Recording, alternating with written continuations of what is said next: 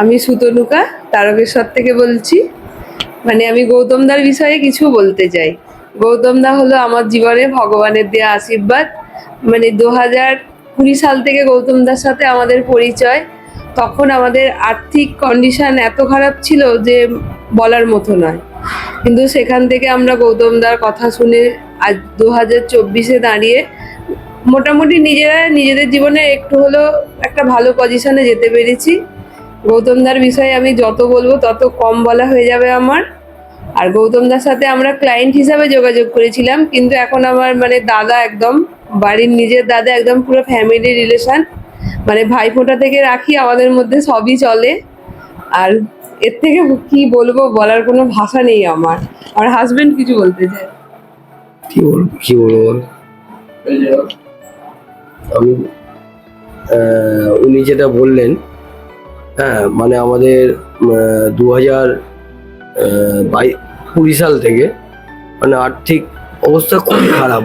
মানে আর্থিক অটনচার দিক থেকে বিভিন্ন রকম সমস্যা। তা হঠাৎ এই দাদার সাথে আমাদের একটা মানে রিলেশন হিসেবে অনেক দিক থেকে মানে অনেক দূর থেকেই একটা সম্পর্ক দাদার সাথে একটা হলো, যোগাযোগ দিয়ে দাদাকে দেখানো হলো, দিয়ে আস্তে আস্তে আজকে 2024 সালে এসে দাঁড়িয়ে ওই দাদার জন্য এই জায়গায় দাঁড়িয়ে আছি আমরা।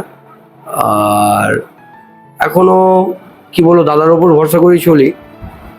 তবে দাদা না থাকলে আশা করি আমি এই জায়গায় এখনো এসে দাঁড়াতে পারতাম না। সুইসাইড করে ফেলতে হতো। হ্যাঁ, এমন পরিস্থিতি কারণ আসে। আর আজকে দাদার জন্য কি বলবো, এই জায়গায় দাঁড়িয়ে দাদাকে আচ্ছা অসংখ্য ধন্যবাদ।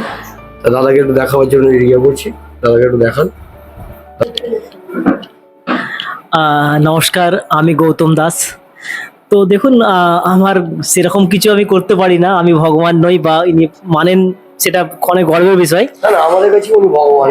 না না, অ্যাকচুয়ালি দেখুন, ভগবান হলে সবাইকার ঠিক করে দিতাম, কাউকে এত মানে কি কষ্ট দুঃখ সহ্য করতে হতো না। তো যাই হোক, মানুষ মানে এটা আমার কাছে ভগবানের প্রাপ্য, আপনাদের ভালোবাসা। না ভগবানই উনি, সবচেয়ে বড় ব্যাপার।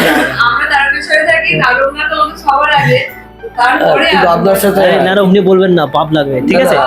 না না, আর দাদাকে সবচেয়ে বড় কথা পাওয়াটাই বড়। দাদা তো এখানে থাকেই না, নিজে এসে কোনো উপকার করতে পারে না, মানুষকে দ্বারাই তো ভগবান। দাদার সাথে আমরা যোগাযোগ করতেই পারি না। দাদা বিভিন্ন কাজে মানে ওই এই কাজেই দাদা বাইরে সবসময়, দিল্লি, মুম্বাই, দুবাই।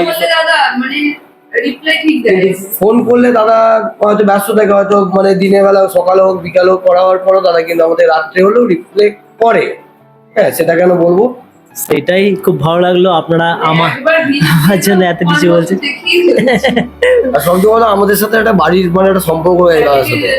ধরুন প্রথম ভিজিটের কথা বলবো, ওনাদেরকে আমাদের অবস্থা খারাপ, দাদা বলেছিল যে এখন হবে, টাকা পয়সা দেবে। সেটাই যেমন তেমন দাদার সাথে এমনই একটা রিলেশন। এখন আমাদের সেই রিলেশন মানে টাকা পয়সা দিয়ে রিলেশনটা নয়, রিলেশন দাদার সাথে আমাদের এমনি আর সম্পর্ক আমরা জড়িয়ে গেছি। সেটাই দেখুন, আমি মানে কি আমার প্রত্যেকটা ক্লায়েন্টকে নিজের ঘরের মতনই ভাবি। দেখুন, আমি মনে হয় যদি ঘরের মতন যদি না ভাবি, রিলেশন হবে না। কিন্তু আমরা ক্লায়েন্ট ছিলাম ঠিকই, কিন্তু এখন আমরা ক্লায়েন্ট নেই। সেটাই দেখুন, আমি যদি আপনাকে নিজের মতো না ভাবি, আপনার সমস্যাটাকে আমি নিজের ভাববো না, তাই তো। তো সেটাই তো, এটা হওয়া উচিত। তো আমি চেষ্টা করবো আগামী দিনে সঠিক আরো ভালো গাইড করার। ঠিক আছে, থ্যাংক ইউ আমার জন্য এই মানে কি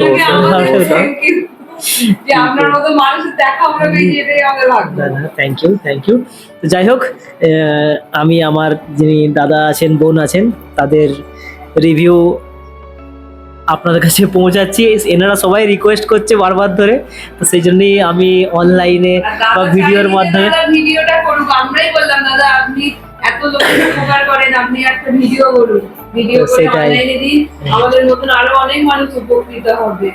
সব মানুষের লাইফেই সমস্যা আছে, কিন্তু সবাই তো দাদার সাথে দাদা যোগাযোগ করতে পারবে না। এটা অনলাইন হলো, তো দাদার সাথে একটু যোগাযোগ করুন, আপনাদের লাইফও ঘুরে মানে মন নিয়ে নেবে, জীবনে খারাপ সময় কেটে যাবে। ঠিক আছে, সবাইকে তো থ্যাংক ইউ, আপনাদেরকেও থ্যাংক ইউ, রাখছি, ধন্যবাদ, থ্যাংক ইউ, নমস্কার।